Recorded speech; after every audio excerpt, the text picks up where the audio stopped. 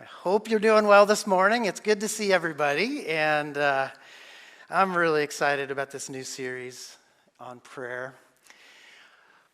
It's based on this book, Praying Life, and if you're visiting or you haven't heard about this yet, it's not too late to get in one of our groups. So the groups are going to be going through this book and studying it. You can buy it without being in a group, but you get so much more out of it. And the way this is going to work is I'm not going to be preaching exactly the material in the book, so it's not going to be redundant, but it's going to parallel and support and augment, hopefully, what's in this book. And it's a great book. And you know what I like the most about this book? It's honest and realistic, as Angelica said earlier, because prayer is hard. Prayer is not easy, and this book really takes you there and begins there. And if I were to ask you to raise your hands, please don't.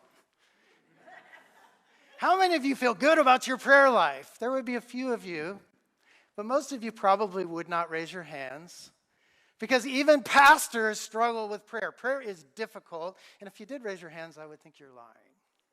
No, I'm just teasing. Some people can feel good about your prayer life, and we have seasons where we feel good about it, but it is hard. And so I want to ask, why is prayer so hard? Why is it so difficult? And I think one reason is because the essence of prayer, as we're going to look at this morning, is that it means being helpless before God. I don't know about you, but I don't like feeling helpless. I want you to think about for a moment as we kind of get into this message, when was a time when you felt really helpless in your life? Maybe it was when you were a child and you found out your parents were getting a divorce and there was nothing you could do about it. Maybe you were told you or a loved one has a terminal illness. Maybe you were laid off suddenly from work and didn't see it coming. Maybe you were hit by a car in a car accident. Who knows? It's a very human experience, isn't it? To feel completely helpless about something you don't want to happen, but it happens. And as I said, I don't know about you. I'm a type A personality. I like to take control of my life. Don't laugh. So why is it that God lets us feel helpless? Well, it's because that is exactly where you learn to pray, and that's exactly where you learn to turn to Him for all that He wants to be for you. And I can't think of a better example in the Bible than the example of Hannah. So that's why we're going to look at this story that was just read to you earlier. It's such a beautiful, poetic, powerful story about Hannah and her helplessness that turns her into a woman of great prayer. In her inability to have a child, that helplessness becomes a turning point in her life, and it will in yours as well as you think about this and apply it to your own life. It not only became a turning point in Hannah's personal life, but in the entire nation of Israel, as we're going to see at the end of the message. So this morning, I want us to learn 3 lessons from Hannah about prayer. This is the outline, very simple. Hannah's helplessness, then Hannah's surrender, and then finally Hannah's joy. So, Hannah's story begins with this bitter rivalry between herself and a woman named Peninnah. And Peninnah is the other wife of her husband. Yes, you heard me right. The other wife of her husband. So we have to do some explaining here about this practice of polygamy, having more than one wife. So from the beginning of the Bible, monogamy is God. Right? Genesis 2:24, God said the man shall leave his father and mother, and the two, man and woman, shall become one flesh. That's God's design, monogamy, two become one. Now, while polygamy was sometimes practiced in the Bible, it's never condoned. That's important to understand. And really, anyone who reads the Bible will see anytime polygamy is involved, it's messed up. The family's messed up. And as we're going to see in this story, when you go against God's design, you're messed up. And imagine for a moment, let's try to get into Hannah's shoes, okay? So the pain that Hannah must have been feeling to see Peninnah give her husband several children, but Hannah herself, could have one child. Now, to be barren in this culture was considered shameful and was a great source of pain for a woman. The more children that you could provide for your husband, the better off your family was, the higher social status. Okay, think about this. In this world, the more children you had to work the farm or the family business, the wealthier you were, the stronger you were, the more important you were in society. So having children was not only significant because it meant you were wealthier, it also was important because when you got old, there was no Social Security in this time. There was no one to take care of you in your old age. Who did it? Your children did it. And so if you had lots of children and lots of money, you were secure financially. So this is a big deal in this culture, much more, though, than we might feel in our culture. And so this painful experience of not being able to have children for Hannah was caused her a great amount of shame. But you have to understand also, so Hannah's listed in this story as the first wife.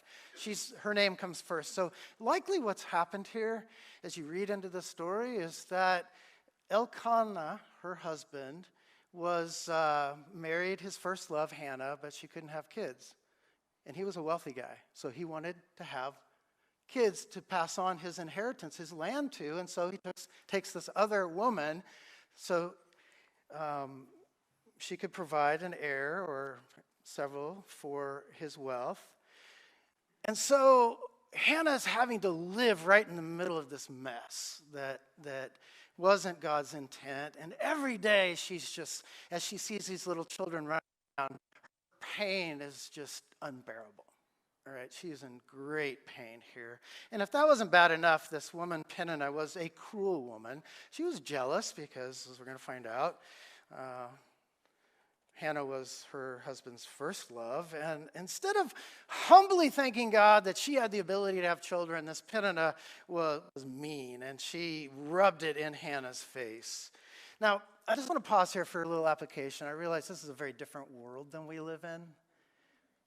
But we all can relate, and I want you to try to get into her shoes, this deep pain that comes from being helpless. So let me just ask and let you get you to think about how you might have this same sort of pain or experience it. Maybe you, like Hannah, are here this morning and you're unable to have a child, and you want one. That's a painful thing.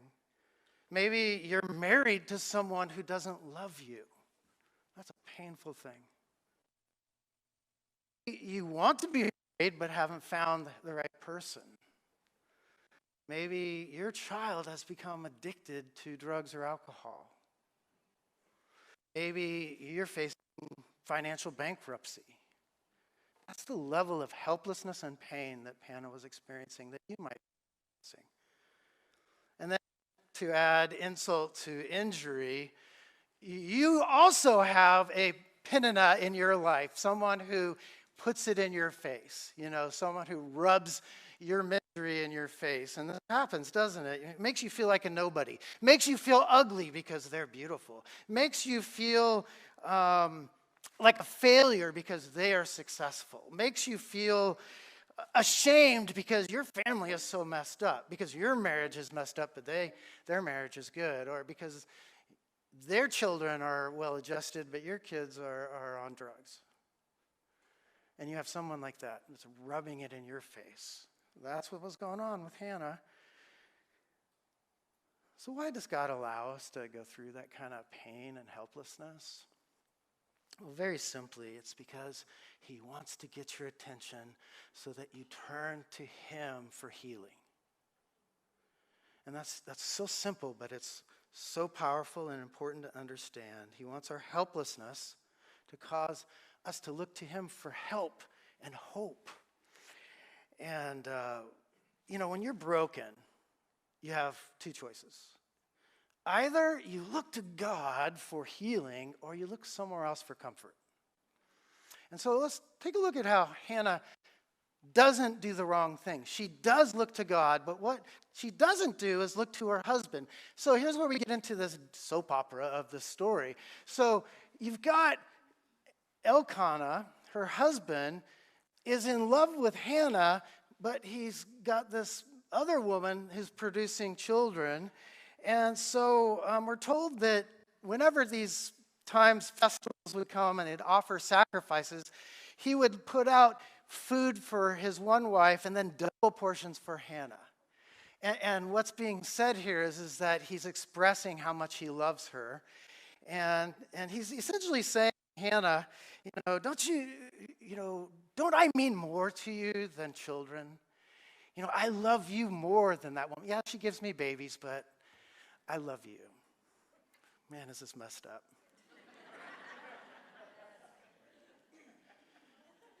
I mean, the dysfunction of polygamy, right?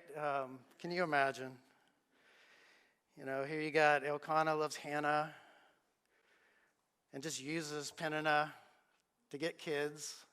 And so Peninnah, she's jealous, and she uses it to hurt Hannah. It would be really easy, wouldn't it, for Hannah to turn around and sort of say something like, well, he comes to you when he wants babies, but he comes to me when he wants romance. Right? She could have played that game, but she didn't. And that's really important to see what's happening here, is that she goes to God. She doesn't look to her own devices, even in her helplessness. And we read that when her pain became more than she could bear, she made a choice. And it's a very deliberate little idiom in Hebrew. It says, she stood up. And then she went to go pray in the temple. And that's really an important thing to see, that she was making a decision not to look to her husband for happiness and comfort, but to God. Which brings us to our second lesson in prayer. We began with her helplessness. Now Hannah's surrender. And that's what we read about next as she makes this choice to go pray in the temple. When she had come to the end of her rope and she could take it no more, it says that she went into the temple and she was bitterly weeping and pouring her soul out to God. This wasn't just sort of casual prayer. This was a woman who was praying so intensely that the high priest saw her and she was mumbling and he thought she was drunk. That's the kind of messed up pain she was expressing to God. And even though Eli didn't understand the words, guess who did? God knew what she was saying, knew what she was praying, and cared deeply for her pain. And I want you to see what Hannah was doing in this bitter time of prayer. As she pours her soul out to God, instead of looking to her husband for comfort, she was looking to God. She was seeking to surrender to God and his will. And this is really an important lesson for us as we learn to pray. I think this is why she didn't immediately get an answer to her prayer for a son. Who knows? I can't get into the mind of God, but I think what was happening is God was breaking her will. This is what he does for all of us, right? He must align our will, our hearts with his. And it was her helplessness that brought Hannah face to face with what really makes her happy in life, what really gives her a sense of peace. And ultimately, that's got to be God. And that's what she was doing in prayer. She was wrestling with him and looking at him and trying to find that sense of peace with him. God had to first break her will. Oh, what do we got here? Oh, no. Mike's cutting in and out. Okay. Well, I better do this.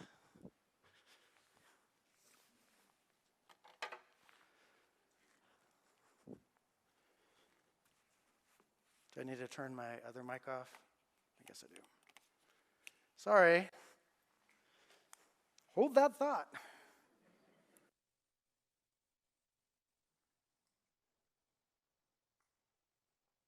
All right, here we go. Are we on? Is that any better? Oh, yes. All right. All right. It doesn't, I can't tell. Is it better? It is. Okay. So, surrender is what we're talking about, and God breaking her will. And, before God could give her a son, he had to show her that he was better than anything else she could want in life. And I think that's what's going on here. Haven't you found that to be true in your own life? When I am fearful about the future, when I am frustrated about what's going on in the present, when I am disappointed about what has happened, I go to God and I wrestle with him and I bring my pain to him, and that is where he begins to break my will. That's where he begins to melt and mold my heart so that my will begins to be aligned with his. And I really think that's what's happening here in her surrender to God. And this is when God finally gets her attention. And notice what she does. This is something we have to explain. She makes a vow to God. Now, this is a kind of a strange cultural thing, so I want to explain it so you don't misunderstand. So,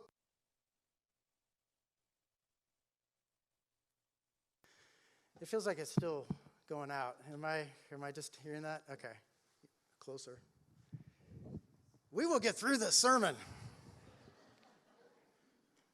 I feel like I'm wrestling with the microphone. Okay. She makes a vow, and she says, Lord, if you give me a son, then I will give him to you all the days of his life, and no razor shall ever be used on his head. Now, a casual read of this, it sounds like Hannah's making a bargain with God, making a deal with God, which she's not, which we don't want to do. So a casual read sounds like she's saying, God, if you give me a son, then I will give him to you to serve in the ministry for your purposes. And people do this all the time. And this is not what prayer is about. Prayer is not making a deal with God. It's not making a bargain. God, if you do this for me, then I'll do this for you. God, if you give me that job, then I'll tithe my income to you. God, if you give us that house, then we'll use it for ministry.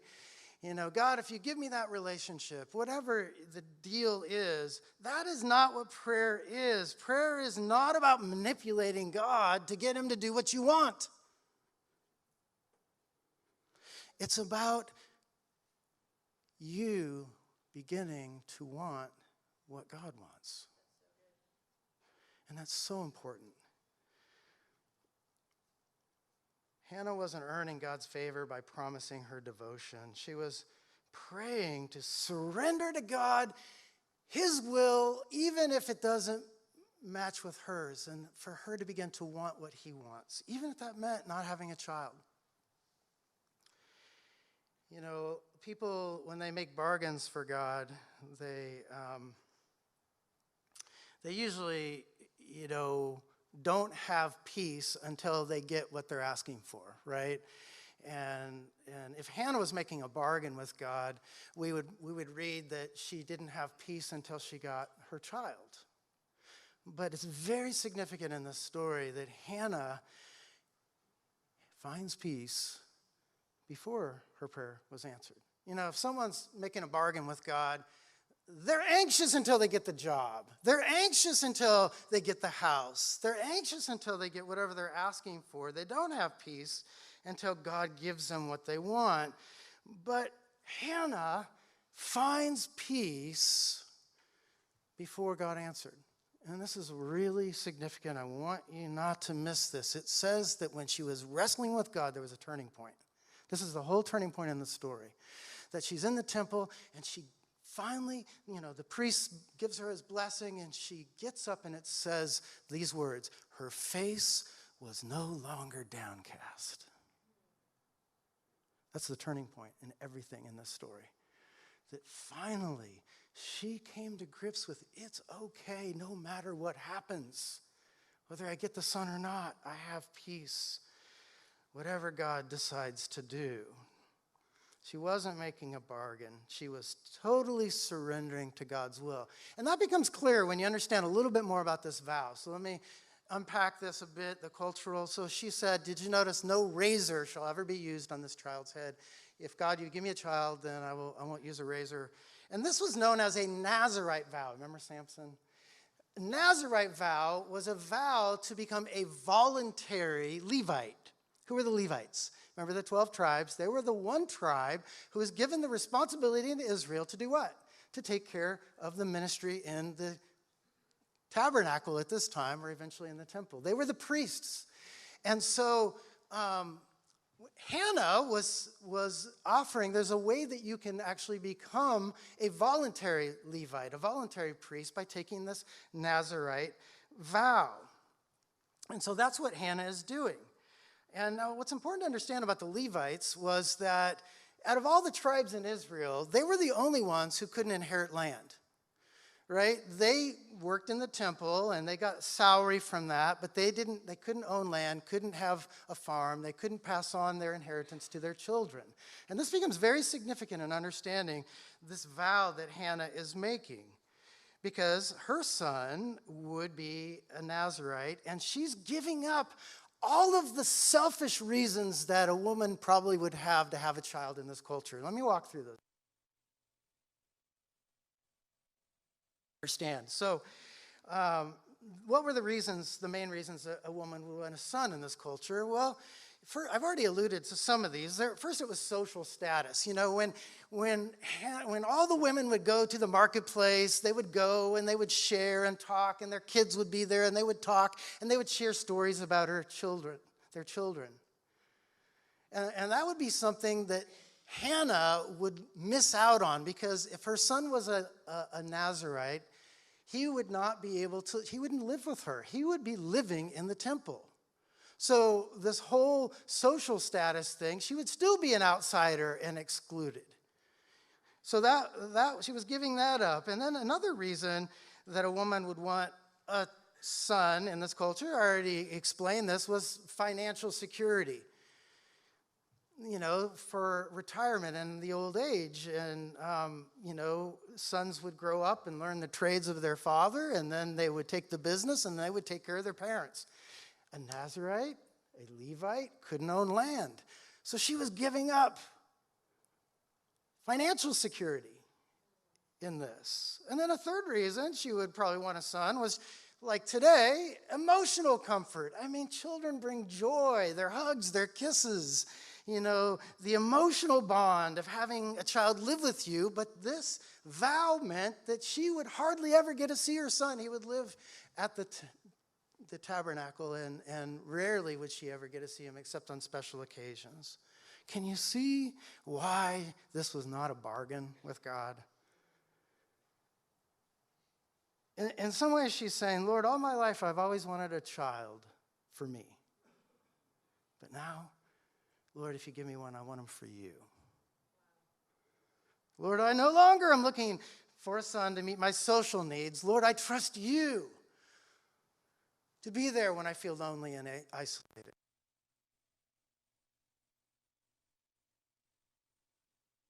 You to provide for me in my old age. Lord, I'm no longer looking for a child to give me joy and happiness. I'm looking to you for that now. You see this? See what's happening? And this is what surrender does. This is what surrender means. And that is why she had peace before God answered her prayer. You got to get this. Through prayer, she was able to say, God, you are my sense of significance. You are my security. You are my happiness. That's what surrender does. And she was no longer telling God what she wanted. She was asking God what he wanted. And she trusted if he didn't want to give her a son, that was okay. She believed all her needs would be met without a son, and she was trusting in his plan. I have to pause here because the story actually does end up with, as we know, her getting a son.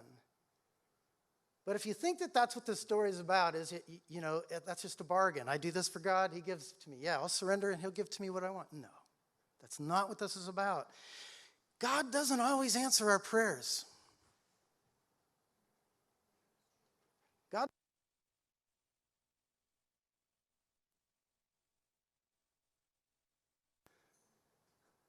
God doesn't always give you the job you want.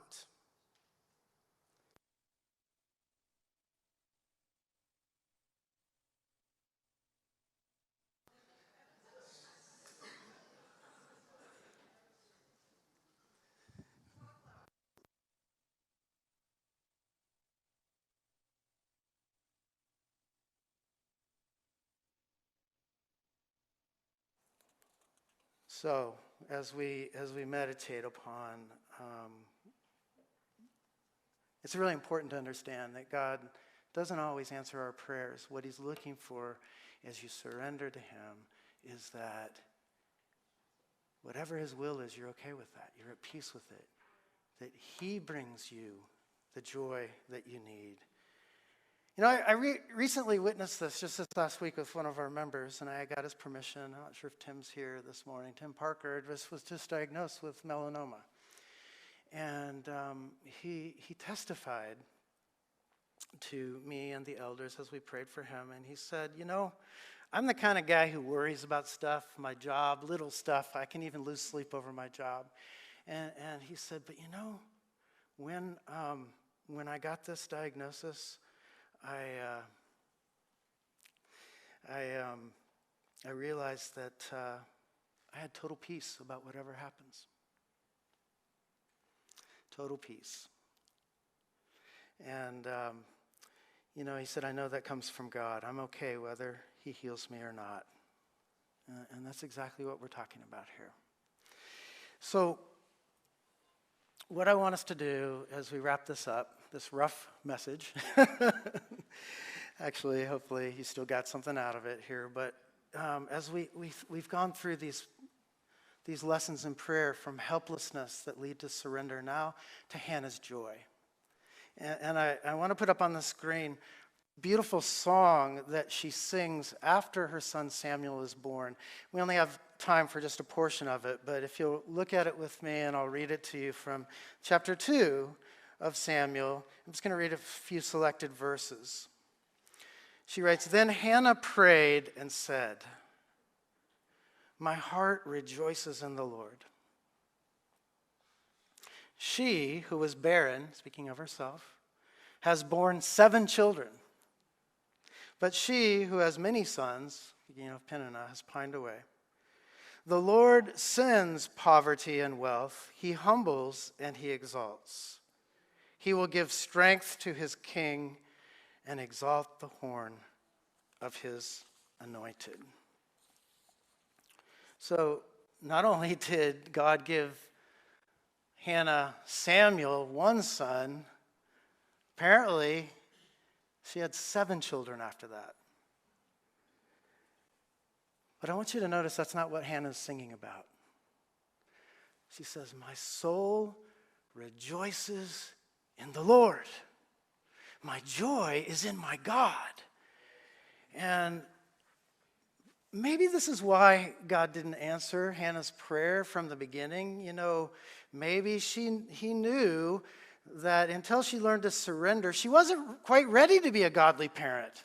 Maybe she would make an idol, a god out of her son, which is what a lot of us parents can do. And God used her helplessness to make it so that she wasn't ultimately finding her ultimate joy in her son, but in God. Because if her joy was in being a parent and her children, guess what happens when that happens to a parent? You ruin your kids. if they become more important to you than God. You either spoil them and ruin them that way, or you're a helicopter mom or dad. You cause them to rebel because you're trying to control them and you're overprotective. So what happens when you surrender is God really prepares you for whatever the answer to the prayer is. But there's another important lesson that we have to look at before we finish, and this is where we're going to land here, is that I want you to notice that in verse 10, there's a strange little phrase where Hannah praises God for the king, the anointed king. What's weird about this, if you're not familiar with this period of history, is there was no king at this time. This is really important. Hannah was having a prophetic word here about the coming Davidic line. All the scholars see this, that she was not only seeing the coming king that Samuel would anoint, David, eventually, but the Davidic line from whom our king, Jesus, comes. And her desperate prayers for a son were answered in ways far beyond what she could ever imagine. Remember the story last week? This is something I want you to get out of prayer. Yes, there's a personal story going on with your life. There's also a bigger gospel story going on that you don't see, but God is working things out in your life at two levels. And this is what I want you to see with the birth of Samuel. First of all, in the present days, this is a very dark time for Israel. It was a period of judges where they had wandered away from God. We don't have time to get into that. But they needed a king. They needed a leader, a godly leader. And so Samuel prepared them for this transition between the period of judges and kingship, and eventually anointed them with the first king. But more importantly, it was the lineage of the Messiah that was to come. And if you have time this week, you have to go back and meditate upon this whole song of Hannah in chapter 2.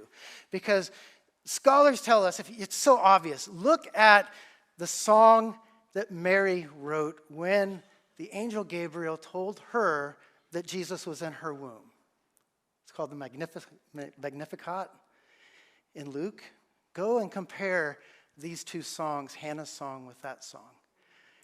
Scholars say most likely Mary modeled her song after Hannah's. They're so similar in theme. And I think this is an important way for us to kind of wrap this up, is to see, like Hannah, Mary praised God for a reversal of human fortunes, right? How God brings hope out of helplessness. A lowly maidservant became the mother of God.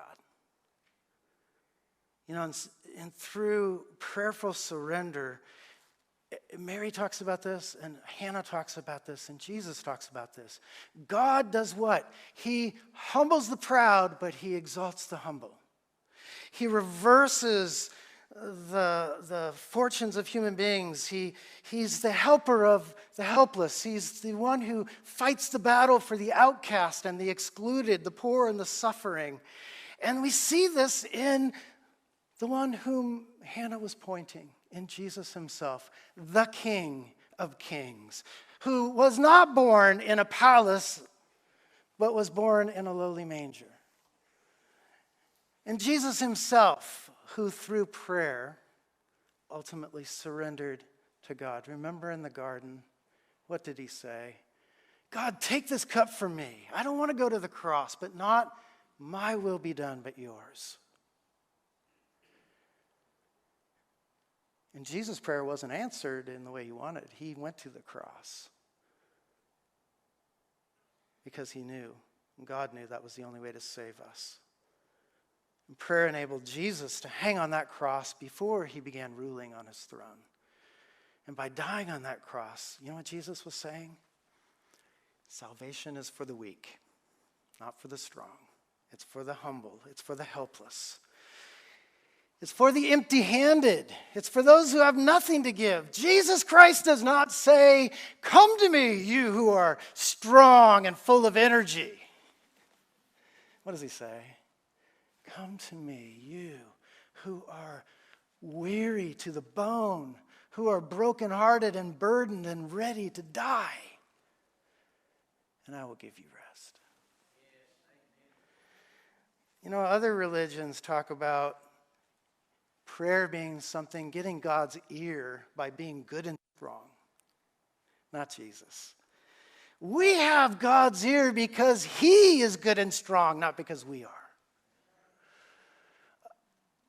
Those of you who are saved, you understand that you are saved because you have admitted your weakness, your inability to save yourself. If you're not saved, you need to come to that place of poor in spirit. But guess what? If you are saved, it doesn't stop there. It's not just that salvation is for the weak and helpless. Prayer is for the weak and helpless. And that's what you have to see from this message. Prayer doesn't work because your life is together and strong. Prayer works because you come to the end of yourself and you turn to the one who is strong. It begins where your confidence ends. It begins with brokenness. You don't know how to pray until you've been broken. And prayer is about learning to do life in dependence upon God. You know, immature Christians don't pray much. You know why? They don't feel like they need God. But mature believers know, apart from Jesus, we can do nothing of significance. And so we pray more because we realize how much we need to pray. And like Hannah, it's our helplessness that leads us to surrender. And when we surrender, we find our joy in God, not in the answer. And that enables us to live and to hope and to see powerful God-answered prayers in ways that go far beyond our little life. Let's learn to pray. Amen.